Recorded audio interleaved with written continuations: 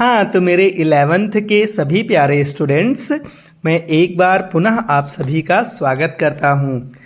आपको हमने पार्ट 1 में आपके चैप्टर 1 का 5 पैसेज कंप्लीट करा दिया था और मैंने कहा था कि आपको पार्ट 2 में हम पैसेज नंबर 6 से पूरा कंप्लीट आगे कराएंगे। तो चलिए इस पार्ट में हम पैसेज नंबर 6 से स्टार्ट करते हैं, ठीक है। आप वीडियो को लास्ट तक जरूर देखिएगा। चलिए देखते हैं। कह रहा as the years rolled by, as मतलब जैसा कि, द ईयर्स मतलब साल, रोल्ड बाई मतलब बीतते गए, यानी जैसे जैसे साल बीतते गए, वी सॉ हमने देखा, लेस ऑफ ईच अदर एक दूसरे को बहुत कम देखा। अब यहाँ देखने का मतलब मिलने से है, ठीक है। तो कह रहा है कि जैसे जैसे साल बीतते गए हम एक दूसरे से बहुत कम मिलने लगे।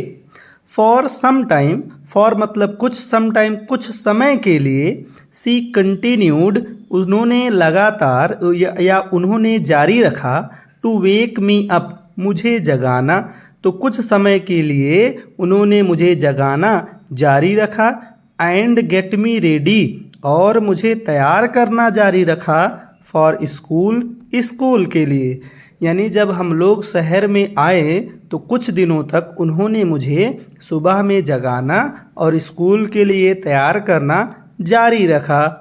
When I came back, when मतलब जब, आई मतलब मैं, केम बैक मतलब वापस आता था, सी वुड आस्क मी तो वह मुझसे पूछती थी, व्हाट द टीचर कि अध्यापक ने क्या, हैड टॉट मी मुझे पढ़ाया है। यानी जब मैं स्कूल से वापस आता था तो मुझसे पूछती थी कि अध्यापक ने मुझे क्या पढ़ाया है, ठीक है। हाँ, आगे देखते हैं। आगे कह रहा आई वुड टेल हर, आई मतलब मैं, वुड टेल हर मतलब उन्हें बताता था, इंग्लिश वर्ड्स मैं उन्हें अंग्रेजी के शब्दों को बताता था, and little things of western science और कुछ पश्चिमी विज्ञान के बारे में बताता था, एंड लर्निंग और कुछ सीखने के बारे में बताता था। तो दादी माँ जब मुझसे पूछती थी कि सर ने क्या पढ़ाया तो मैं उन्हें कुछ अंग्रेजी के शब्द और कुछ पश्चिमी विज्ञान में सीखे हुए चीज़ों को बारे में बताता था। द लॉ ऑफ ग्रेविटी जैसे गुरुत्व के नियम के बारे में बताता था, आर्किमिडीज प्रिंसिपल आर्किमिडीज के सिद्धांत को बताता था, द वर्ल्ड बीइंग राउंड और ये पृथ्वी गोल होने के बारे में बताता था। तो बताओ दादी माँ पुराने समय की हैं, उन्हें आर्किमिडीज प्रिंसिपल और ग्रेविटीज लॉ कुछ समझ में आएगा बेटा? तो बिल्कुल दादी माँ को ये सारी बातें समझ में नहीं आ रही थी।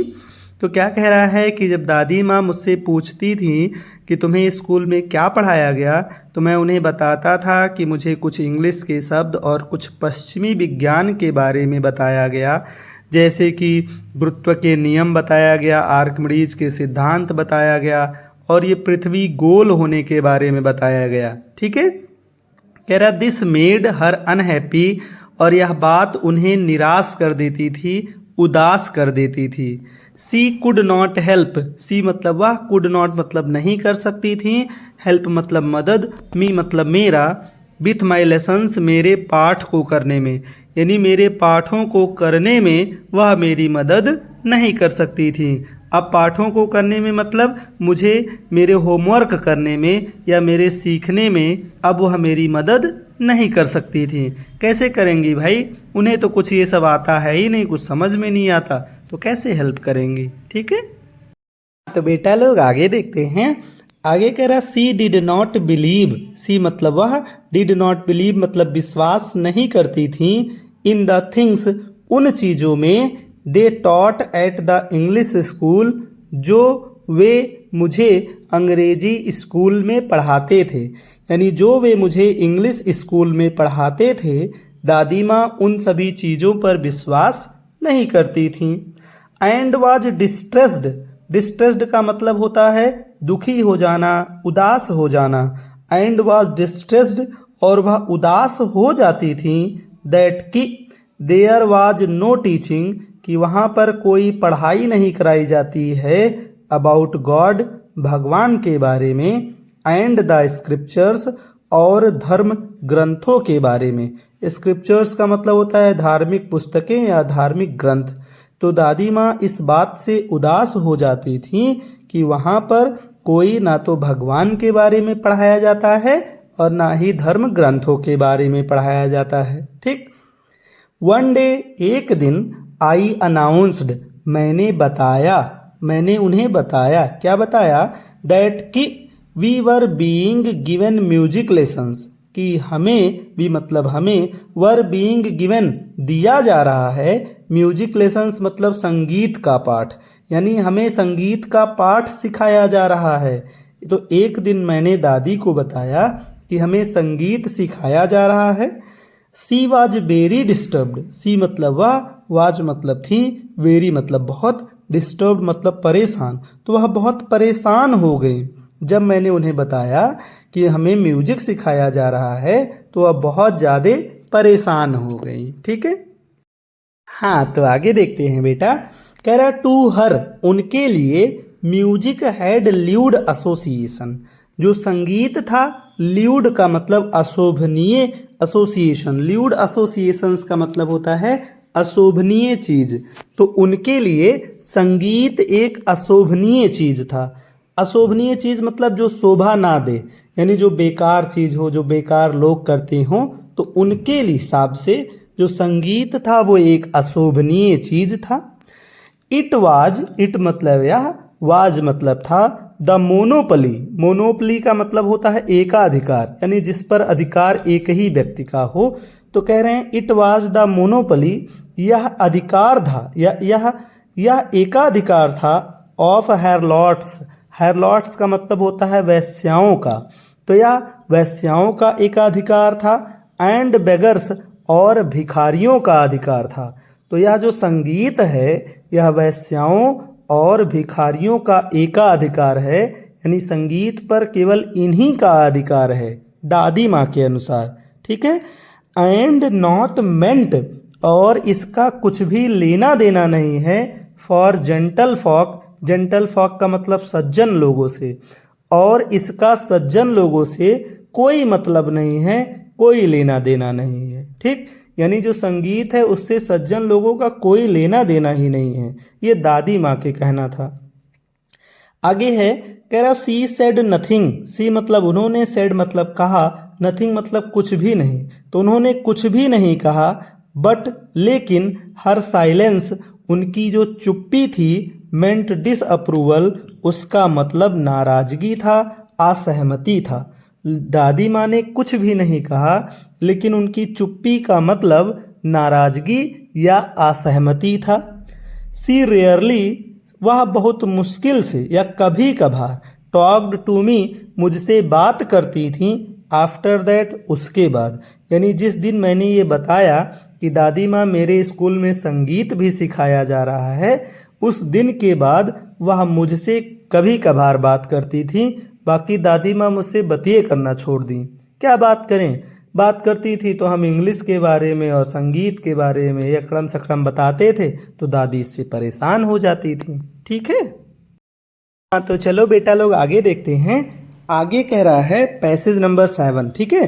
कह रहा when I went up to university, when मतलब जब, आई मतलब मैं, वेंट अप टू यूनिवर्सिटी मतलब यूनिवर्सिटी गया, तो जब मैं यूनिवर्सिटी गया, आई वाज गिवन, आई मतलब मुझे, वाज गिवन मतलब दिया गया था, ए रूम मतलब एक कमरा, ऑफ माई ओन मेरा स्वयं का, तो वहाँ मुझे मेरा स्वयं का एक कमरा दिया गया।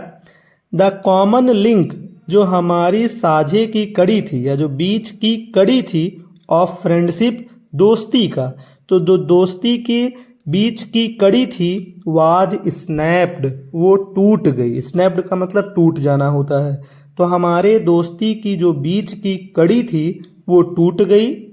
माई ग्रैंड मदर, मेरी दादी माँ ने, एक्सेप्टेड, स्वीकार कर लिया, मेरी दादी माँ ने स्वीकार कर लिया, हर सेकुलेशन, अपनी एकांतावास को, सेकुलेशन का मतलब एकांतवास यानी अकेलेपन को, तो मेरी दादी माँ ने अपने अकेलेपन को स्वीकार कर लिया, विथ रेजिग्नेशन, एकदम शांत भाव से, रेजिग्नेशन का मतलब शांत भाव, तो मेरी दादी माँ ने शांत भाव से अपने अकेलेपन को स्वीकार कर लिया। ठीक, आगे है she rarely left her spinning wheel. She मतलब वह, रेयरली मतलब बहुत मुश्किल से ही, लेफ्ट मतलब छोड़ती थी, हर स्पाइनिंग व्हील अपने चरखे को, यानी वह अपने चरखे को बहुत मुश्किल से ही छोड़ती थी, टू टॉक टू एनीवन, किसी से बात करने के लिए, यानी वे किसी से बात करने के लिए अपने चरखे को छोड़ती ही नहीं थी।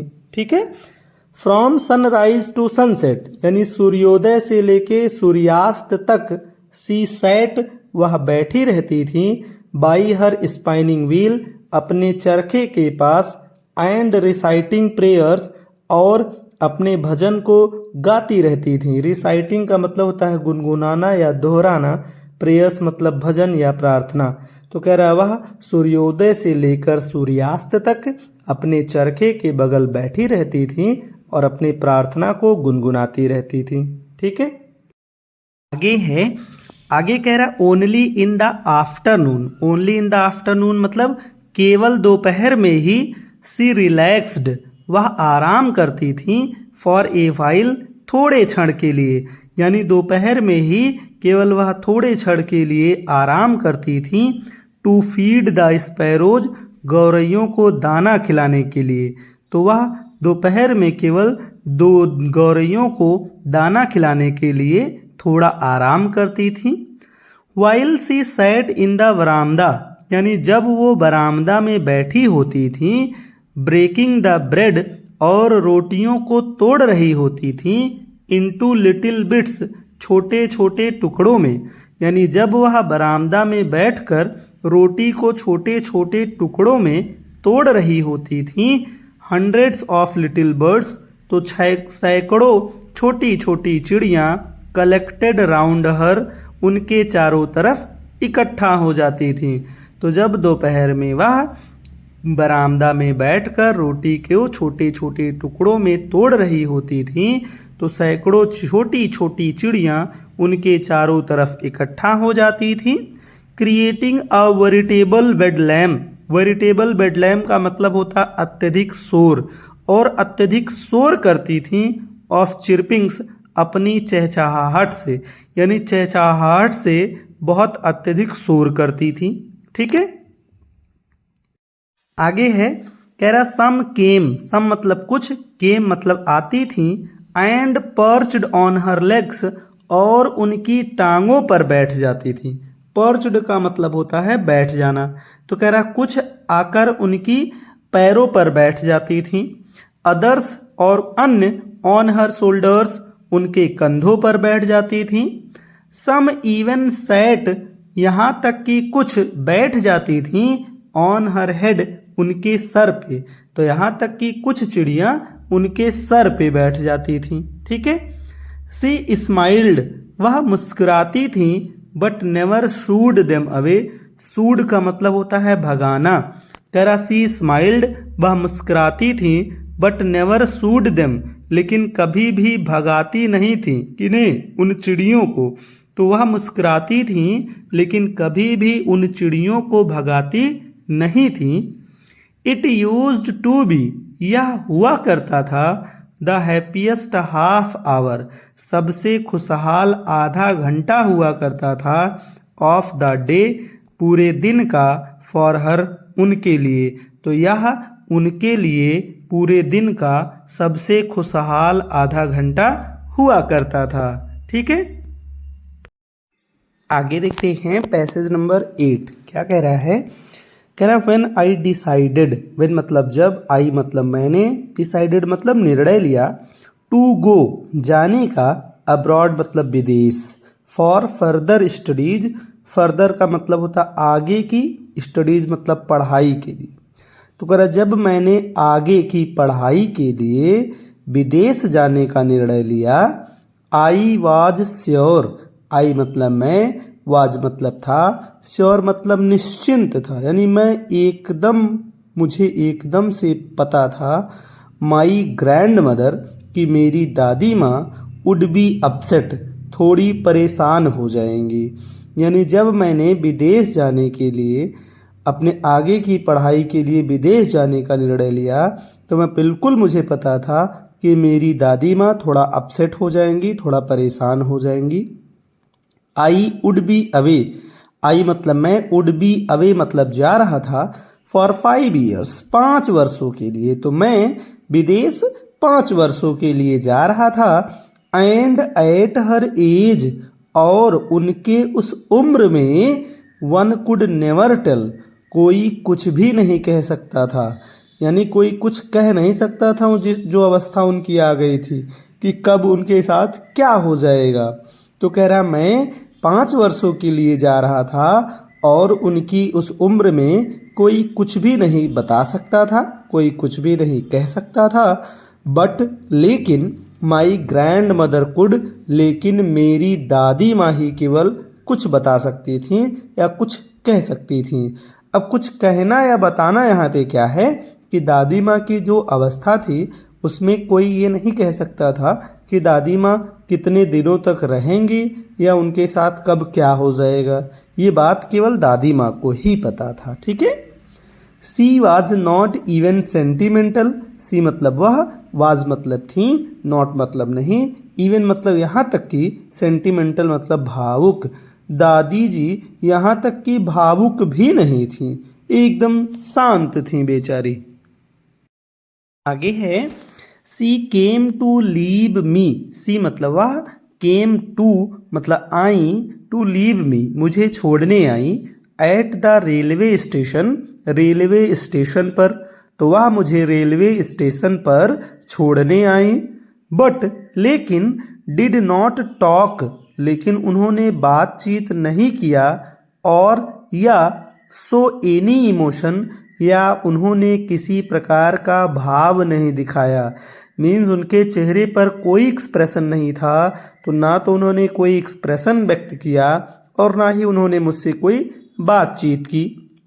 हर लिप्स, उनके होठ, मूड मतलब हिल डुल रहे थे, इन प्रेयर्स प्रार्थना में, तो वो क्या कर रही थी, उनके होठ प्रार्थना में चल रहे थे।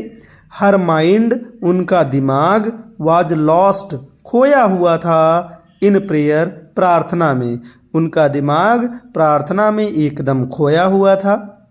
हर फिंगर्स, उनकी अंगुलियां, वर बिजी व्यस्त थीं, telling the beads of her rosary, अपनी माला को फेरने में या अपनी माला की कंठियों को गिनने में उनकी अंगुलियां व्यस्त थीं। ठीक है।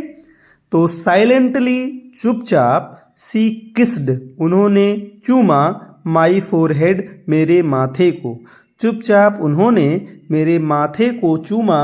एंड व्हेन और जब, आई लेफ्ट मैं वहाँ से निकला, और जब मैं वहाँ से निकला, आई चेरिस्ड तो मैंने महसूस किया, या इसको कह सकते हैं चेरिस्ड का मतलब संभाल कर रखना भी होता है और महसूस करना भी होता है। ठीक है। तो कर आई चेरिस्ड मैंने महसूस किया, द मॉइस्ट इम्प्रिंट उस गीले छाप को, मॉइस्ट का मतलब होता है गीला, ठीक है, नम जिसे बोलते हैं, इम्प्रिंट मतलब छाप, तो मैंने उस गीले छाप को महसूस किया। कौन से गीले छाप, जो उन्होंने मेरे माथे पे चूमा था, तो उनके होठों से जो गीला लगा था उस गीले को मैंने महसूस किया। एज परहैप्स जो कि शायद, द लास्ट साइन अंतिम साइन था, अंतिम निशानी था, ऑफ फिजिकल कॉन्टैक्ट हमारे शारीरिक संपर्क का, यानी मैंने उसे अपने दोनों कॉन्टैक्ट बिटवीन अस हम दोनों के, तो मैंने उसे हम दोनों के बीच को अंतिम शारीरिक संपर्क समझकर मैंने उस गीले छाप को संभाल कर रखा, या मैंने उस गीले छाप को महसूस किया। ठीक है बेटा। आगे बढ़ते हैं तो हमें पैसेज नंबर 9 मिला, और पैसेज नंबर 9 देखते हैं। कह रहा but that was not so, but मतलब लेकिन, दैट मतलब was, that was not so ऐसा नहीं था, यानी जैसा मैंने सोचा था कि ये हमारे बीच अंतिम संपर्क है या अंतिम निशानी है, ऐसा बिल्कुल भी नहीं था। आफ्टर 5 ईयर्स 5 वर्षों के बाद, आई केम बैक होम मैं केम बैक मतलब वापस आया, होम मतलब घर, तो मैं घर वापस आया। एंड वाज मेट और मैं मिला, बाई हर उनसे, यानी किनसे, अपनी दादी माँ से। तो मैं अपनी दादी माँ से मिला एट द स्टेशन, स्टेशन पर ही। तो मैं 5 साल बाद घर आया और मैं अपनी दादी माँ से स्टेशन पर मिला। ठीक है।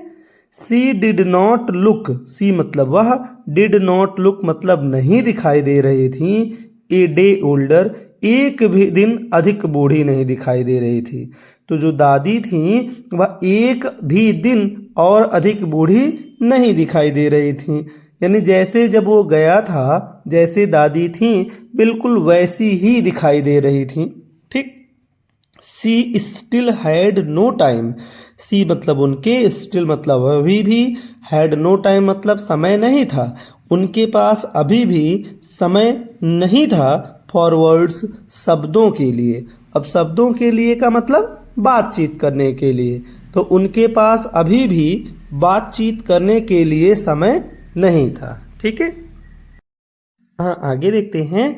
कह रहा and while she clasped me in her arms, and मतलब और, वाइल मतलब इस दौरान, सी clasped me in her arms, clapped मतलब होता है पकड़ लेना, इन हर आर्म्स मतलब अपनी बाहों में। और जब जिस दौरान उन्होंने मुझे अपनी बाहों में पकड़ा, यानी जब उन्होंने मुझे गले लगाया, आई कुड हियर तो मैंने सुना, हर रिसाइटिंग हर प्रेयर्स तो मैंने उन्हें प्रार्थना को या उनके विनती को गुनगुनाते हुए सुना। ठीक है। तो क्या कह रहा है कि जिस दौरान उन्होंने मुझे गले लगाया तो मैंने उन्हें प्रार्थना गुनगुनाते हुए सुना। Even on the first day, यहाँ तक कि पहले दिन, ऑफ माई अराइवल मेरे आने के, यहाँ तक कि मेरे आने के पहले ही दिन, हर हैप्पीएस्ट मोमेंट्स उनके जो खुशहाल समय थे, वर विथ द स्पैरोज वो उन गौरैयों के ही साथ थे। यानी भले ही मैं 5 साल बाद आया लेकिन उनका जो खुशहाल समय था वो उन गौरैयों के साथ ही बीता। हुम जिन्हें सी फेड लॉन्गर वह लंबे समय से खाना खिला रही थी। एंड विथ फ्रिवलेस रिब्यूक्स, फ्रिवलेस रिब्यूक्स का मतलब होता है, फ्रिवलेस का मतलब होता है हंसी से, और रिब्यूक्स का मतलब फटकारना, और जिन्हें वो हंसी पूर्वक फटकार भी देती थी। तो क्या कहा कि मैं यहाँ तक कि मेरे आने के पहले दिन भी उनका सबसे खुशहाल समय उन गौरैयों के साथ ही बीता जिन्हें वो बहुत लंबे समय से दाना खिलाती थी और हंसी से फटकारती रहती थी। ठीक है। हाँ, तो बेटा लोग पैसेज नंबर 10 देखते हैं। पैसेज नंबर 10 कह रहा है, इन द इवनिंग शाम के समय, ए चेंज केम ओवर हर उनमें थोड़ा परिवर्तन आया। क्या कह रहा है? कह रहा है इन इवनिंग शाम में, ए चेंज परिवर्तन, केम ओवर हर उनमें आया, यानी उनमें थोड़ा परिवर्तन आया। ठीक है। सी डिड नॉट प्रे उन्होंने प्रार्थना नहीं की, दादी जी ने प्रार्थना नहीं की। सी कलेक्टेड उन्होंने इकट्ठा किया, द वुमेन औरतों को, ऑफ द नेबरहुड पड़ोस की, तो उन्होंने पड़ोस की औरतों को इकट्ठा किया। Got an old drum, got मतलब लिया, एन मतलब एक, ओल्ड मतलब पुराना, ड्रम मतलब ढोल, उन्होंने एक पुराना ढोल लिया। एंड स्टार्टेड और शुरू कर दिया, टू सिंग मतलब गाना गाना, और उन्होंने गाना गाना शुरू कर दिया। तो क्या हुआ? कह रहा है शाम को उनमें थोड़ा परिवर्तन आया, उन्होंने शाम को प्रार्थना नहीं की बल्कि पड़ोस की सभी औरतों को उन्होंने इकट्ठा किया और एक पुराना ढोल लिया और गाना गाना शुरू कर दिया। ठीक। आगे है फॉर सेवरल आवर्स, फॉर मतलब के लिए, सेवरल मतलब कई, आवर्स मतलब घंटों, तो कई घंटों के लिए। सी थम्प्ड उन्होंने पीटा या वो पीटती रहीं, the sagging skins of the dilapidated drum. Dilapidated drum का मतलब होता है ढीली ढाली ढोलक। तो तुमने देखा होगा बेटा कि ढोल में फीते लगे होते हैं और उन्हें कसा जाता है, ढीला किया जाता है आवाज़ की धुन को बदलने के लिए। लेकिन दादी ने ये सब बिल्कुल नहीं किया। उन्होंने क्या किया, उस ढीले ढाले ढोल के सैगिंग स्किन मतलब होता है जो उसका चमड़ी लगा हुआ था, जो किनारे पे चमड़ी लगी होती है। तो दादी जी ने कई घंटों तक उस ढीले ढाले ढोल के चमड़ी को पीटा एंड सैंग और गाया the home coming of warriors, वीर गाथाओं के घर वापसी के गीत गाया। तो क्या हुआ, कह रहा कई घंटों तक दादी माँ ने उस ढोल के, उस ढीले ढाले ढोल के चमड़ी यानी किनारे वाले हिस्से को पीटती रहीं और वीर गाथाओं के घर वापसी के गीत को गाया। यानी जिसे वीर गाथा गाना कहते हैं, जब हमारे जवान घर आते हैं तो उनकी माएँ गाती हैं। ठीक, कह रहा we had to persuade her. We मतलब हमें, हैड टू परसुएड मतलब उन्हें मनाना पड़ा। We had to persuade her, हमें उन्हें मनाना पड़ा। टू स्टॉप रुकने के लिए, टू अवॉइड ओवर स्ट्रेनिंग इतना ज़्यादा गाना गाने के लिए। तो इतना जो या ओवर स्ट्रेनिंग का मतलब जोर देने के लिए भी होता है। तो क्या कह रहा है कि हमें उन्हें इतना अधिक जोर देने के लिए या जोर देने से रोकने के लिए उन्हें मनाना पड़ा। और कह रहा है कि that was the first time, ये पहली बार था, सिंस आई हैड नोन हर, जब से मैं उन्हें जानता था। यानी जब से मैं उन्हें जानता था तब से ये पहली बार था दैट कि सी डिड नॉट प्रे, उन्होंने प्रार्थना नहीं किया। यानी जब से मैं दादी माँ को जानता था तब से आज तक कभी ऐसा नहीं हुआ कि दादी माँ ने प्रार्थना ना किया हो। आज पहला ऐसा दिन था कि दादी माँ ने प्रार्थना नहीं किया, बल्कि एक ढोल लिया और उसे बजा बजा कर वीर गाथाओं के गीत गाती रहीं। और हमें उस ढोल पर इतना ज़्यादा जोर देने से मना करने के लिए, जोर देने से रोकने के लिए उन्हें मना भी करना पड़ा।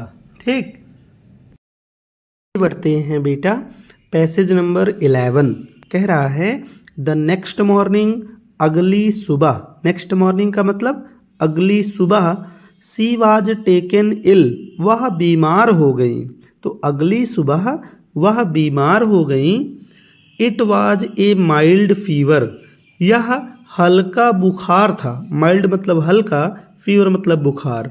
तो यह हल्का बुखार था। And the doctor told us, और डॉक्टर ने हमें बताया दैट कि इट वुड गो, यह उतर जाएगा। यानी अगली सुबह दादी माँ बीमार हो गई और डॉक्टर ने हमें बताया कि यह हल्का बुखार है और जल्द ही यह उतर जाएगा।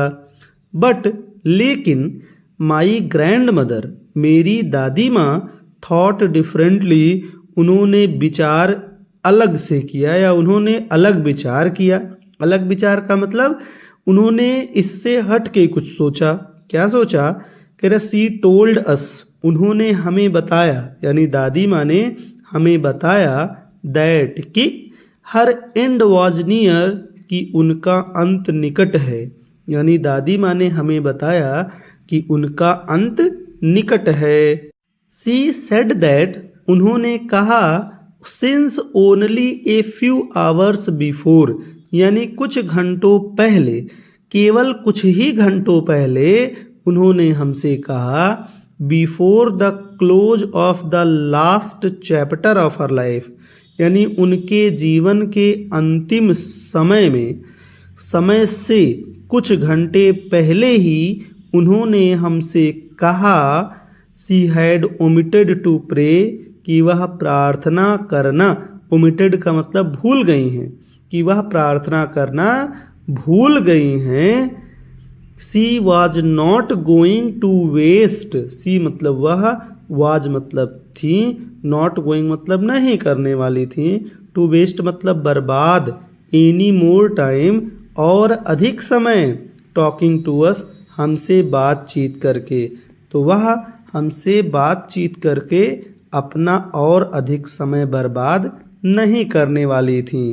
तो क्या हुआ बेटा, ये देखो कह रहा है उनके जीवन का अंतिम चैप्टर या अंतिम समय खत्म होने से कुछ ही घंटे पहले उन्होंने हमसे कहा कि वह प्रार्थना करना भूल गई हैं और अब वह हमसे बातचीत करके अपने समय को और अधिक बर्बाद नहीं करने वाली हैं। यानी वह अब प्रार्थना करेंगी, वह हमसे बातचीत नहीं करेंगी। ठीक है।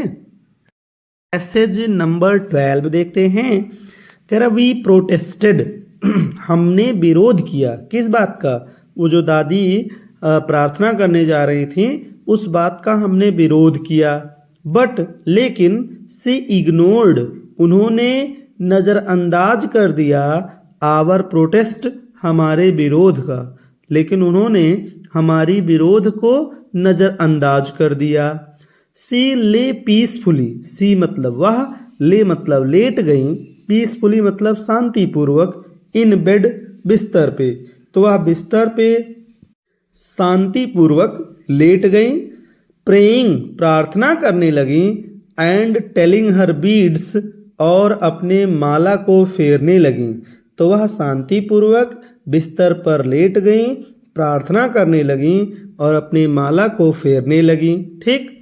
कर even before we could suspect, यानी हम कुछ संदेह कर पाते इससे पहले ही। इवन बिफोर मतलब इससे पहले ही, वी कुड सस्पेक्ट हम कुछ संदेह कर पाते, यानी हमारे कुछ संदेह करने से पहले ही हर लिप्स स्टॉप्ड, उनके होंठ बंद हो गए। मूविंग मतलब हिलना, तो उनके होंठ हिलना बंद हो गए। एंड द रोजरी, और माला fell from her lifeless fingers, उनकी बेजान अंगुलियों से नीचे गिर गया। तो क्या हुआ बेटा? कह रहा है हमारे कुछ समझने से पहले ही उनके होंठ हिलना बंद हो गए और उनकी बेजान अंगुलियों से उनका माला नीचे गिर गया। यानी दादी क्या हो गई? मर गई। कह रहा ए पीसफुल पैलोर, एक शांतिपूर्वक सन्नाटा, पैलोर का मतलब पीलापन। कह रहा एक शांतिपूर्वक पीलापन स्प्रेड ऑन हर फेस, उनके चेहरे पर फैल गया। एंड वी न्यू, और हम जान गए, दैट कि सी वाज डेड, कि दादी मर गई। तो उनके चेहरे पर एक पीलापन फैल गया और हम समझ गए कि दादी क्या हो गई? मर गई। ठीक है। हाँ तो बच्चों, अब हम अपने लास्ट पैसेज पे पहुंच गए हैं और ये हमारा लास्ट पैसेज नंबर 13 है। ठीक है। तो चलिए देखते हैं पैसेज 13 में क्या हुआ। अभी तक तो ये हुआ कि दादी मर गई। ठीक। तो अब देखते हैं क्या होता है। कह रहा वी लिफ्टेड, वी मतलब हमने, लिफ्टेड मतलब उठाया, हर मतलब उन्हें, ऑफ द बेड उनके बिस्तर से। तो हमने उन्हें उनके बिस्तर से उठाया। एंड और एज इज कस्टमरी, जैसा कि रीत रिवाज है। कस्टमरी मतलब रीत रिवाज। तो जैसा कि रीत रिवाज है, लेड हर, लेड मतलब लिटा दिया, हर मतलब उन्हें, ऑन द ग्राउंड जमीन पर। तो कह रहा हमने उन्हें उनके बिस्तर से उठाया और जैसा कि रीत रिवाज है हमने उन्हें जमीन पर लिटा दिया। एंड कवर्ड हर, और उन्हें ढक दिया, with A red shroud, with A red shroud का मतलब एक लाल कफन, श्राउड का मतलब कफन होता है, तो एक लाल कफन से हमने उन्हें ढक दिया। ठीक है। आगे है आफ्टर ए फ्यू आवर्स, यानी कुछ घंटों के बाद। आफ्टर मतलब के बाद, ए फ्यू आवर्स मतलब कुछ घंटों के। ऑफ मॉर्निंग, मॉर्निंग का मतलब होता है दुख में विलाप करना। तो दुख में विलाप करने के कुछ घंटे बाद, वी लेफ्ट, हमने, वी मतलब हमने, लेफ्ट मतलब छोड़ दिया, हर मतलब उन्हें, अलोन मतलब अकेला। तो कुछ घंटे दुख में विलाप करने के बाद हमने उन्हें अकेला छोड़ दिया टू मेक अरेंजमेंट्स, व्यवस्था करने के लिए। क्या व्यवस्था करने के लिए? फॉर हर फ्यूनरल, उनके दाह संस्कार का। फ्यूनरल मतलब दाह संस्कार, तो उनके दाह संस्कार की व्यवस्था करने के लिए हमने उन्हें अकेला छोड़ दिया। ठीक, आगे है इन द इवनिंग, शाम में वी वेंट, वी मतलब हम, वेंट मतलब गए, टू हर रूम, उनके कमरे में। तो शाम को हम उनके कमरे में गए with a crude stretcher. Crude stretcher का मतलब होता है वो अर्थी जिसे बोलते हैं। ठीक है, तो कह रहा है शाम को हम उनके कमरे में अर्थी लेकर गए टू टेक हर, उनको लाने के लिए, टू बी क्रीमेटेड, उनके दाह संस्कार के लिए। तो उनके दाह संस्कार के लिए हम शाम को उनके कमरे में अर्थी लेकर गए। ठीक बेटा, इतना समझ में आ गया होगा। आगे देखते हैं, आगे कह रहा है the sun was setting. The sun मतलब सूर्य, वाज मतलब था, सेटिंग मतलब डूब रहा था। तो सूर्य डूब रहा था। And had lit her room. Lit मतलब वैसे तो बेटा जलाना होता है, लेकिन यहाँ जलाना नहीं बल्कि प्रकाश का फैलने से सेंस लेंगे। ठीक है, तो कह रहा एंड लिट हर रूम, और उनके कमरे में फैला हुआ था, एंड बरामदा, और बरामदे में फैला हुआ था। तो कह रहा सूर्य डूब रहा था और उनके कमरे में और बरामदे में फैला हुआ था। क्या फैला हुआ था? विथ ए ब्लेज, ब्लेज का मतलब चमकती हुई, of golden light, golden light मतलब सुनहरी प्रकाश। तो उनके कमरे और बरामदे में चमकती हुई सुनहरी प्रकाश फैली हुई थी। ठीक, तो क्या कह रहा है? कह रहा सूर्य डूब रहा था और उनके कमरे और बरामदे में चमकती हुई सुनहरी प्रकाश फैली हुई थी। ठीक है, वी स्टॉप्ड, वी मतलब हम, स्टॉप्ड मतलब रुक गए, हाफ वे मतलब आधे रास्ते में, इन द कोर्टयार्ड, कोर्टयार्ड मतलब आंगन के, तो हम आंगन के आधे रास्ते में ही रुक गए। अब आधे रास्ते मतलब बीचों बीच में, तो यानी हम आंगन के बीच में ही रुक गए। क्यों रुक गए? क्योंकि ऑल ओवर द बरामदा, ऑल ओवर मतलब सभी के ऊपर, द बरामदा मतलब बरामदा के, तो बरामदा के चारों तरफ ऊपर, एंड इन हर रूम, और उनके कमरे में, right up to where, right मतलब बिल्कुल बगल में, अप टू वेयर मतलब जहाँ पर, सी ले डेड, वह मरी हुई लेटी थी, यानी उनके बरामदे के चारों तरफ ऊपर और उनके कमरे में जहाँ पर वो मरी हुई लेटी थी जस्ट उसी के बगल, एंड स्टिफ रैप्ड, और लपेटी हुई थी। स्टिफ रैप्ड का मतलब और लपेटी हुई थी, in the red shroud, Lal colour के या लाल रंग के कफन में, और जहाँ पर वह लाल रंग के कफन में लपेट कर लेटी हुई थी, थाउजेंड्स ऑफ स्पैरोज, हजारों चिगोरैयाँ, सैट बैठी हुई थी, स्कैटर्ड ऑन द फ्लोर, और फैल कर बैठी हुई थी, यानी हजारों चिगोरैयाँ वहाँ बिखरी हुई बैठी थी। तो क्या हुआ फिर से सुनो। कह रहा है कि पूरे बरामदा के चारों तरफ ऊपर और उस कमरे के बिल्कुल बगल, जिस कमरे में वो लाल कलर के कफन में लपेटी हुई लेटी हुई थी, उसके बगल ही चारों तरफ ऊपर हजारों गौरैयाँ बिखर कर या फैल कर बैठी हुई थी। ठीक है, there was no chirping, there मतलब वहाँ, वाज मतलब था, नो चिरपिंग मतलब कोई चहचहाहट नहीं थी। तो वहाँ पर कोई भी चहचहाहट नहीं थी, यानी वो चिड़िया चहचहा बिल्कुल भी नहीं रही थी। ठीक, कह रहा वी फेल्ट सॉरी, वी मतलब हमने, फेल्ट मतलब महसूस किया, सॉरी मतलब दुख महसूस किया, फॉर द बर्ड्स, उन चिड़ियों के लिए, एंड माई मदर, और मेरी माँ ने, फेच्ड मतलब मेरी माँ, फेच्ड मतलब लाई, सम ब्रेड कुछ रोटियां लाई, फॉर देम उनके लिए। तो कह रहा हम सभी ने उन चिड़ियों के लिए बहुत दुख महसूस किया और मेरी माँ उन चिड़ियों के लिए कुछ रोटियां लाईं। सी ब्रोक इट, सी मतलब उन्होंने, ब्रोक मतलब तोड़ दिया, इट मतलब उसे, इनटू लिटिल क्रम्स मतलब छोटे छोटे टुकड़ों में। तो मेरी माँ ने उन रोटियों को छोटे छोटे टुकड़ों में तोड़ दिया।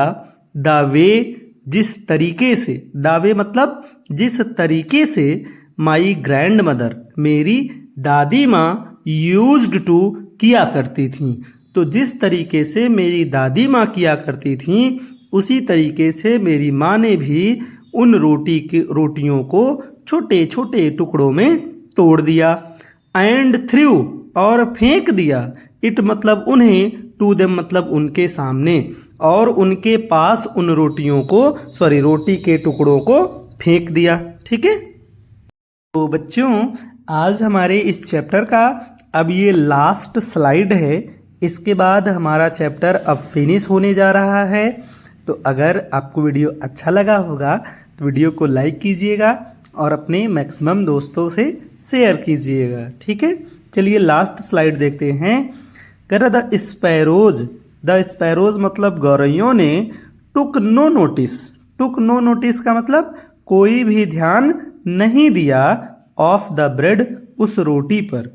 तो गौरैयों ने उस रोटी पर कोई भी ध्यान नहीं दिया, यानी जब माँ ने रोटी के टुकड़ों को उनकी तरफ फेंका तो चिड़ियों ने उस रोटी के टुकड़ों पर बिल्कुल भी ध्यान नहीं दिया। क्यों?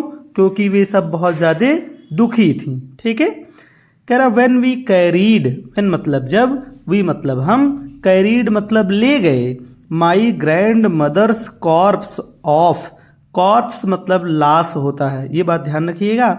कॉर्प्स मतलब होता है मानव का लाश, यानी इंसानी लाश को कॉर्प्स बोलते हैं। ठीक, तो कह रहा है व्हेन वी कैरीड, जब हम ले गए, my grandmother's corpse off, अपनी दादी माँ की लाश को ले गए, दे फ्लू अवे, तो दे मतलब वे, फ्लू अवे मतलब उड़ गई, क्वाइटली मतलब चुपचाप, तो वे चुपचाप वहाँ से उड़ गई।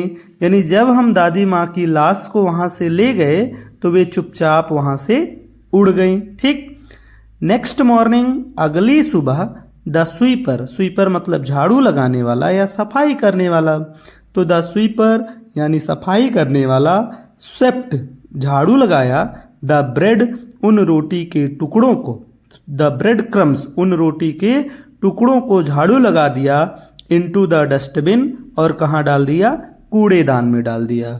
तो अगली सुबह सफाई करने वाला झाड़ू लगाकर उन रोटी के टुकड़ों को डस्टबिन में डाल दिया, यानी उन चिड़ियों ने, उन गौरैयों ने एक भी टुकड़ा नहीं खाया था, क्योंकि वो गौरैयें भी दादी माँ की मृत्यु से बहुत ज़्यादा उदास थीं, क्योंकि वो भी दादी से बहुत ज़्यादा लगाव कर बैठी थी, उनका भी बहुत अच्छा रिश्ता हो गया था।